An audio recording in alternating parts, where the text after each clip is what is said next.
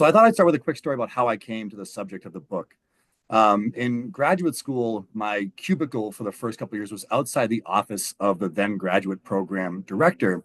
And I would oftentimes hear him telling visiting prospective students that when they wrote their letter of application, they should definitely not write about the family trip to Gettysburg they took as what got them interested in studying history. And I had to sometimes wonder if there was a kind of indirect message that I was supposed to hear there, because the reason I got interested in studying history beyond my training as a high school history teacher, and in some ways the seeds of this book were actually from a family trip to Gettysburg that I took when I was 19 years old. Like most sophomores in college, I spent a spring break touring Civil War battlefields as an aspiring Civil War buff in an unfortunate phase of my college years.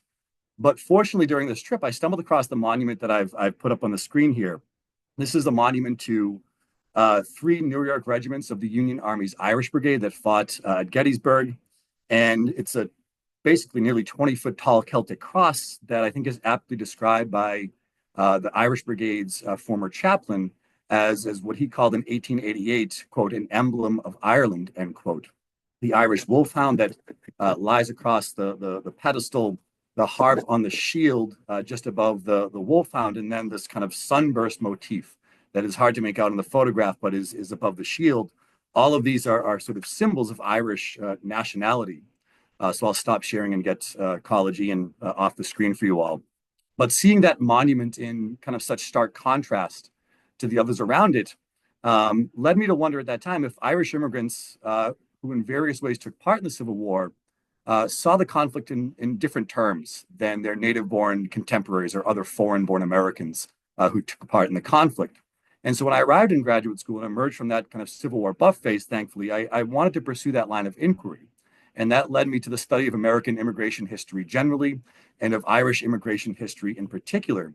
And one of the main insights that I took from those fields was the need to attend to transnational forces and transnational networks to explain the cultural, social, and political lives of immigrants in America. And so my original dissertation proposal, and the book emerged from the dissertation after a number of years, the original proposal was to uncover how the politics of diaspora, having political ties to a homeland and to dispersed communities elsewhere, how those politics influenced not only Irish Americans, but also free African Americans' understanding of what was at stake in the Civil War. But early in the research, I found evidence in the archive that I hadn't expected to find, and that led me to ask a new question. And that evidence was Irish immigrants endorsing the Emancipation Proclamation in 1863. And I knew there was a large body of scholarship in both Irish American history and the history of the American Civil War era that emphasizes Irish immigrants' unceasing opposition to emancipation and a general consensus of support for the pro-slavery politics of the Democratic Party. And so this evidence surprised me. And it became, I thought, all the more interesting when I came to realize that many of the same Irish American soldiers endorsing emancipation were also involved in Irish nationalist organizations, Irish American nationalist organizations, I should say, that emerged during and after the Civil War. And so these initial finds from the archive led me to revisit what's a fairly old question in the 19th century American immigration and labor history.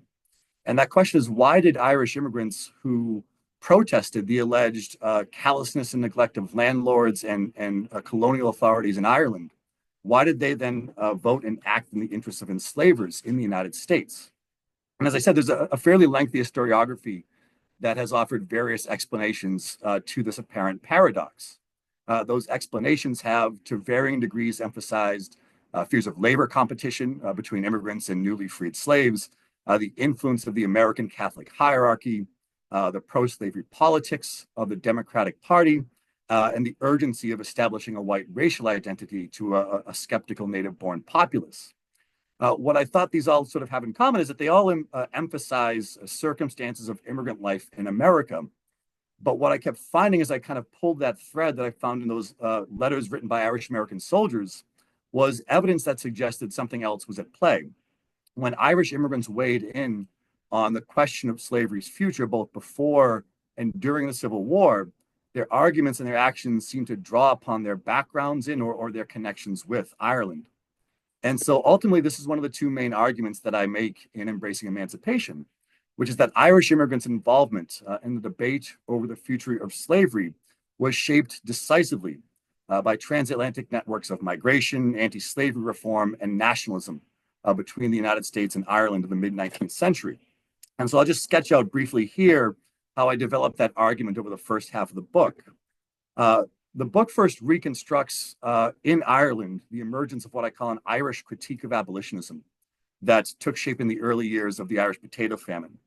In the mid-1840s, the so-called Young Ireland faction of Irish nationalists reached the conclusion that the transatlantic anti-slavery movement was not only a divisive distraction from the cause of Irish sovereignty, but as they alleged, it was also a kind of calculated design on the part of British reformers who cared more about the fate of enslaved African Americans than they did about the plight of the Irish masses in their midst. So this Irish critique of abolitionism crossed the Atlantic with the famine immigrants, and importantly, with many of the Young Ireland sort of architects of it who came to America in the wake of the failed 1848 rebellion in Ireland. In the United States, it was picked up by Irish American newspaper editors, by exile nationalists, and by street corner barkers who used it to whip up anti-abolitionist mobs in the late 1840s and throughout the 1850s. And so, in other words, the Irish critique of abolitionism was transformed into what I dub in the book an Irish American critique of anti-slavery. And that Irish American critique of anti-slavery really sort of tinged the lens through which Irish immigrants viewed the sectional crisis of the 1850s. Its proponents charged that just like Irish and English abolitionists sort of ignored the plight of peasants in the Irish countryside, Northern anti-slavery politicians were turning a blind eye to the miserable condition of wage workers in the North's nascent industrial economy. They claimed additionally that just as abolitionists had driven a wedge between nationalists in Ireland during the 1840s, anti-slavery politics now threatened to splinter the American Union amid the escalation of sectional hostilities in the 1850s.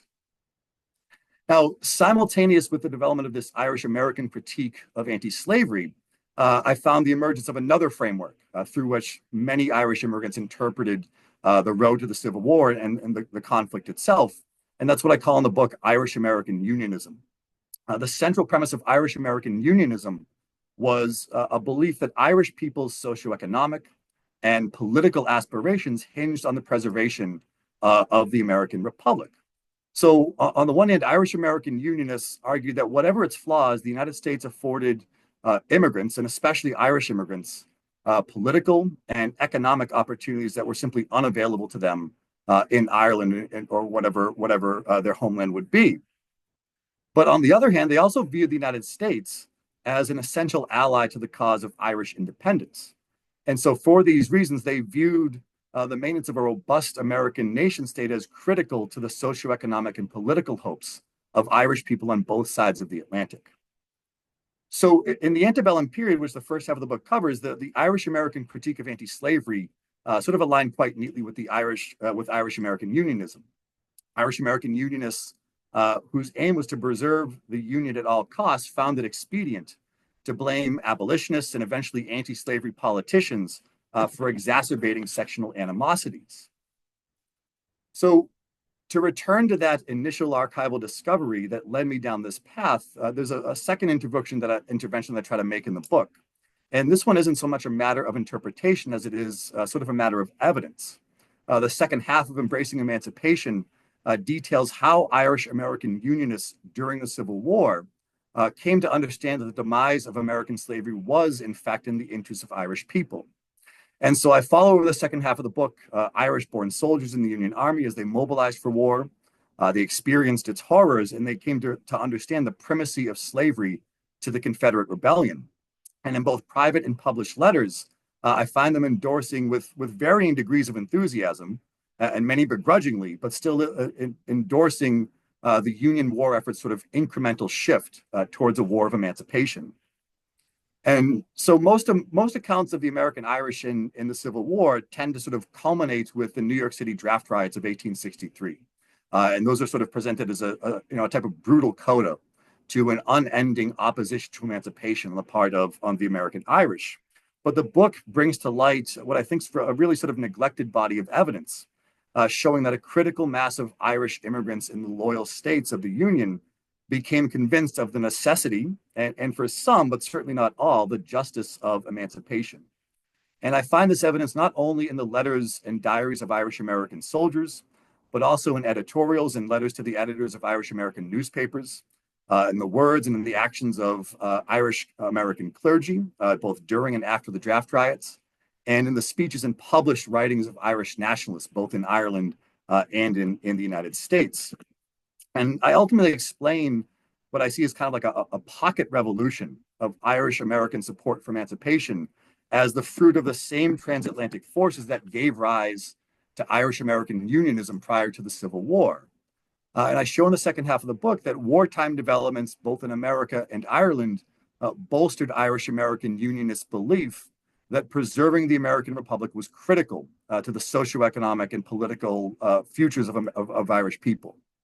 And among the most important of these developments that I cover in the book were Britain's potential intervention in the war on behalf of Confederate independence, the rejuvenation of a transatlantic Irish nationalist campaign amidst the Civil War, and an influx of immigration from Ireland to America amidst a series of poor harvests in the Irish countryside, and encouragement from Republican legislators who saw immigration as a response to wartime labor needs.